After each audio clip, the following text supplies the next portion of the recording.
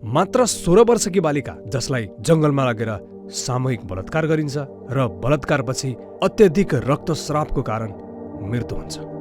बिहान 8 बजे घर फर्किसक्ने भनेर निस्किएकी उनी सदाका लागि अस्थायी। यो फागुन 13 गते बिहान शनिबारको घटना हो। गुरबाकोट नगरपालिका 6 बडाखोली स्थायी घर भएका तिला र इन्द्रबहादुर छोराछोरी पढाउनका लागि वीरेन्द्रनगर 1 बस्दै आएका थिए। इनिसा वीरेन्द्रनगर 6 मा रहेको उषा बालबाटिका स्कुलमा कक्षा 11 मा पढ्थिन्। बिहान 8 बजे घर फर्किसक्ने भनेर निस्किएकी उनी सदाका लागि अस्थायी। इनिसा विज्ञान विषय लिएर पढिरहेकी थिइन्। आमा तिलाले शनिबार गुरबाकोट घर जाने हो भनेपछि उनी 2 घण्टामा पढेर फर्किने भन्दै बिहान 6 बजे घरबाट निस्किएकी थिइन्। छोरी 9 बजेसम्म पनि नआएपछि आमाले फोन गरिन्, तर छोरीको फोन स्विच अफ आउँछ। त्यसपछि उनले स्कुलमा फोन गरिन्, त्यहाँ पनि उठेन। कम्प्युटर पढाउने माधव सरको पनि फोन उठेन।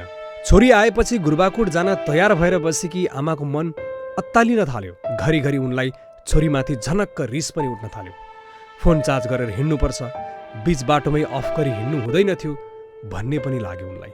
तर केही समयपछि उनलाई नयाँ नम्बरबाट फोन आयो। फोनमा इनिसा शहीद पार्कको जंगलमा बेहोस अवस्थामा भएको खबर आयो। उनी सानो छोरा च्यापेर हतारिँदै पार्कतिर लागिन्।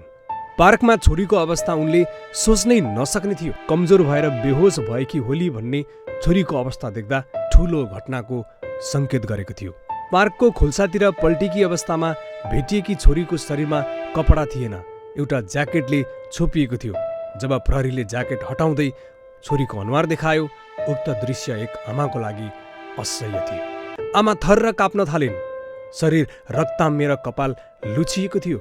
उनको वरपरको पुरै घाँस मडारिएको थियो। खुट्टामा एउटा जुत्ता र अर्कोमा मोजा मात्रै थियो। त्यही बेहोस भइन्। इनिसा वीरेन्द्रनगर 4 शहीद पार्क नजिकको जनजागरण सामुदायिक वनमा बेहोस अवस्थामा फेला परेकी थिइन्। उनलाई प्रहरीले प्रदेश अस्पताल काला गाउँमा पुर्याएको थियो, तर उनलाई त्यहाँ डाक्टरले मृत घोषित गरिदिए।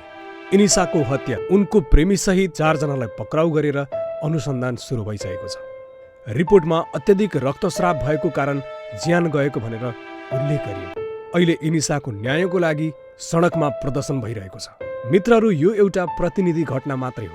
नेपालमा बलात्कारपछि हत्या यस्ता धेरै कैयौं घटनाहरू बार भइरहन्छन् र दुःखको कुरा त पीडित र पीडित परिवारले सही मायनेमा न्याय पाइरहेका छैनन्। कानुनले यस्ता जघन्य अपराध गर्नेलाई कुनै पनि हालतमा उन्मुक्ति दिनु हुँदैन र कठोरभन्दा कठोर सजाय हुनुपर्छ।